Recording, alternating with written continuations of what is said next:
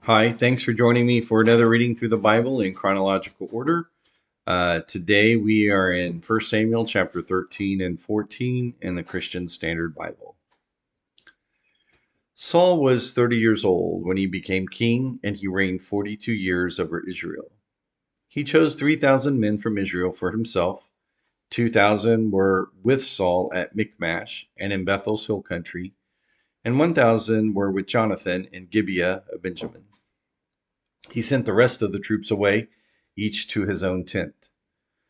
Jonathan attacked the Philistine garrison in Gibeah, and the Philistines heard about it, so Saul blew the ram's horn throughout the land, saying, "Let the Hebrews hear." And all Israel heard the news. Saul has attacked the Philistine garrison, and Israel is now repulsive to the Philistines. Then the troops were summoned to join Saul at Gilgal. The Philistines gathered also to fight against Israel.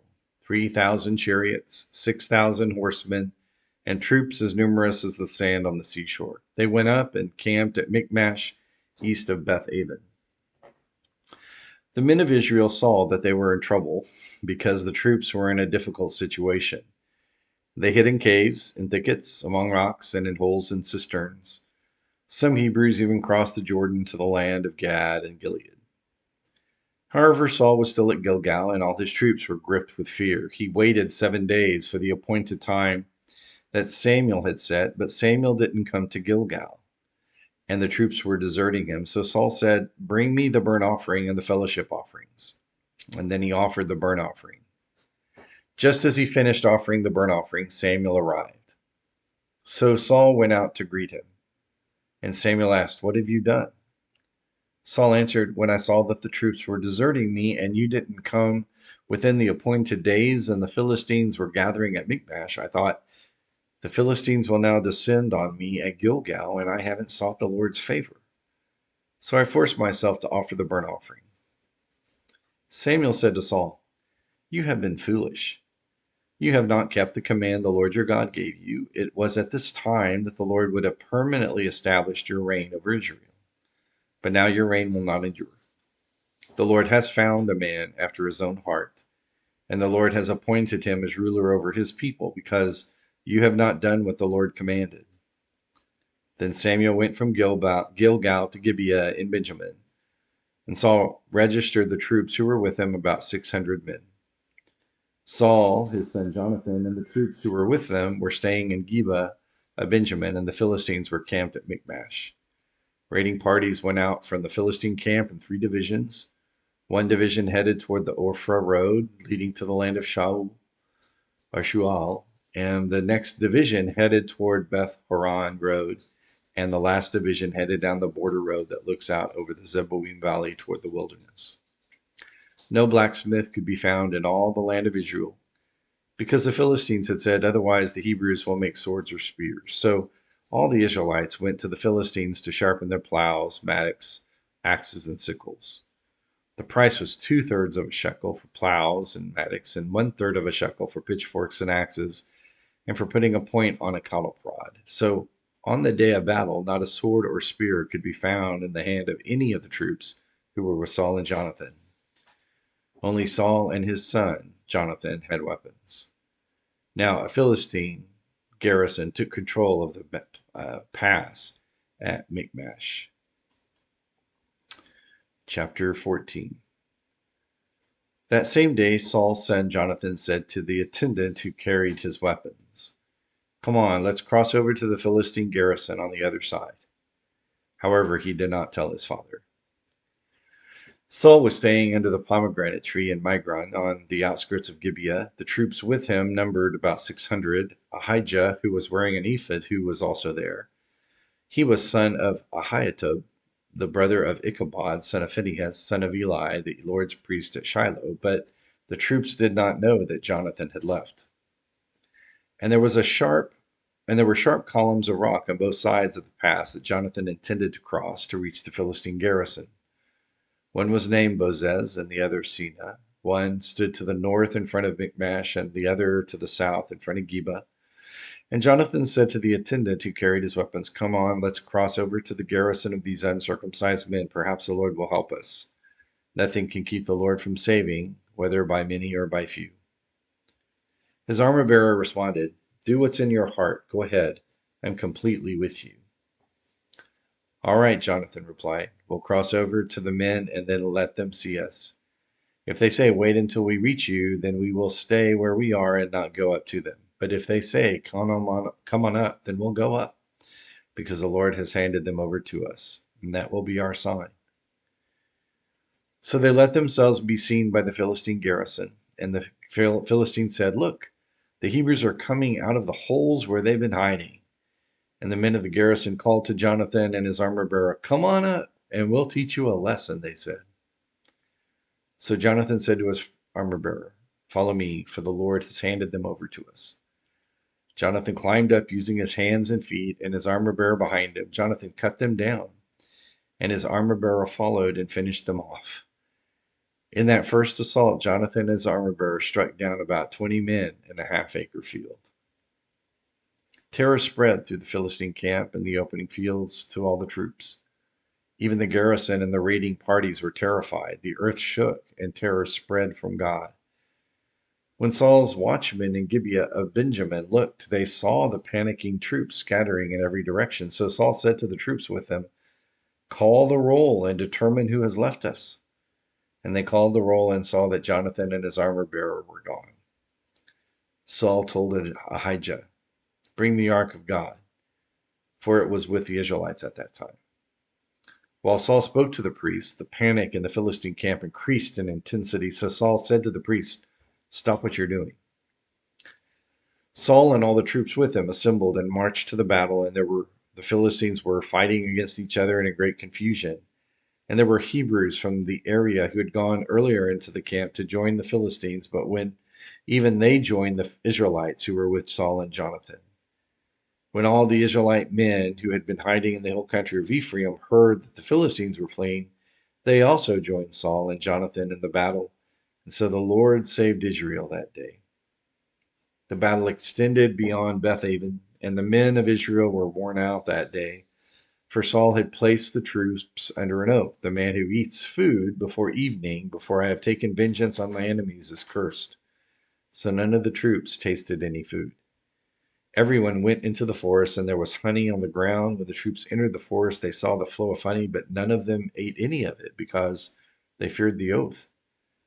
However, Jonathan had not heard his father make the troops swear the oath. He reached out, and the end of the staff he was carrying and dipped it into the honeycomb, and then he ate the honey, and he had renewed energy.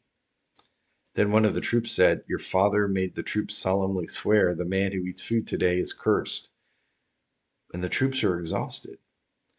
Jonathan replied, "My father has brought trouble to the land. Just look at how I have renewed energy because I tasted a little of this honey. How much better if the troops had eaten freely today from the plunder they took from the enemies. The slaughter of the Philistines would have been much greater." The Israelites struck down the Philistines that day from Michmash all the way to Ahijalon. Since the Israelites were completely exhausted, they rushed to the plunder, took sheep, goats, cattle, calves, slaughtered them on the ground, and ate meat with the blood still in it. Some reported to Saul, "Look, the troops are sinning against the Lord by eating meat with the blood still in it." Saul said, "You have been unfaithful. Roll a large stone over here at once." He then said, "Go among the troops and say to them, 'Let each man bring me his ox or his sheep. Do the slaughtering here, and then you can eat. Don't sin against the Lord by eating meat with the blood in it.'" So every one of the troops brought his ox that night and slaughtered it there. Then Saul built an altar to the Lord, and it was the first time he had built an altar to the Lord. Saul said, "Let's go down after the Philistines tonight and plunder them until morning. Don't even let one remain." "Do whatever you want," the troops replied. But the priest said, "Let's approach God here." So Saul inquired of God, "Should I go after the Philistines? Will you hand them over to Israel?" But God did not answer him that day. And Saul said, "All you leaders of the troops, come here. Let's investigate how this sin has occurred today. As surely as the Lord lives, who saves Israel, even if it is because of my son Jonathan, he must die." And not one of the troops answered him. So he said to all Israel, You will be on one side, and I and my son Jonathan will be on the other side. And the troops replied, do whatever you want. So Saul said to the Lord, God of Israel, why have you not answered your servant today? If the unrighteousness is in me or in my son Jonathan, Lord God of Israel, give Urim. But if the fault is in your people Israel, give Thummim. Jonathan and Saul were selected, and the troops were cleared of the charge. And Saul said, cast a lot between me and my son Jonathan. And Jonathan was selected. Saul commanded him, tell me what you did. So Jonathan told him, I tasted a little honey with the end of my staff I was carrying. I am ready to die. Saul declared to him, may God punish me and do so severely if you do not die, Jonathan. But the people said to Saul, must Jonathan die? He accomplished such a great deliverance for Israel. No, as the Lord lives, not a hair of his head will fall to the ground, for he worked with God's help today. So the people redeemed Jonathan, and he did not die. Then Saul gave up the pursuit of the Philistines, and the Philistines returned to their own territory. When Saul assumed the kingship over Israel, he fought against all his enemies in every direction, against Moab, the Ammonites, Edom, the kings of Zobah, and the Philistines. Wherever he turned, he caused havoc. He fought bravely, defeated the Amalekites, and rescued Israel from those who plundered them. Saul's sons were Jonathan, Ishvi, and Malchishua. The names of his two daughters were Merab, his firstborn, and Michal, the younger. The name of Saul's wife was Ahinoam, daughter of Ahimaaz. The name of the commander of his army was Abner, son of Saul's uncle Ner. Saul's father was Kish. Abner's father was Ner, son of Abiel.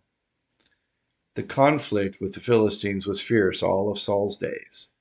So, whenever Saul noticed any strong or valiant man, he enlisted him. So, chapter 13, 14 are a summary of what would be true of the rule of Saul in Israel. The impatience that he has, the irreverence that he has for the way God expects things to be done religiously by taking the sacrifice into his own hands, and even the foolhardiness of instructing his soldiers not to eat until the battle has been completed, and even worse than casting a curse on anyone who would, a curse that would finally fall upon his son, and then want to kill his own son for such a foolish um, oath that he made all of the soldiers. It just shows his um, small minded and um, self centered approach to life. A lesson that we could learn from, of course. But of course, the greater of all of it is how his unwillingness to yield to the way God intended things to be done with worship and rushed to do the burnt offering without the prophet and the priest showed that Saul's faith in God was not trust. And that's the lesson for you and me, is that faith in God means trust, a surrender to the way he wants things to be done, not just in the ways that we worship, but in the ways that we live. Let's all work hard at being more trusting in the faith that we say we have in God. Join me again for another reading through the Bible in chronological order tomorrow.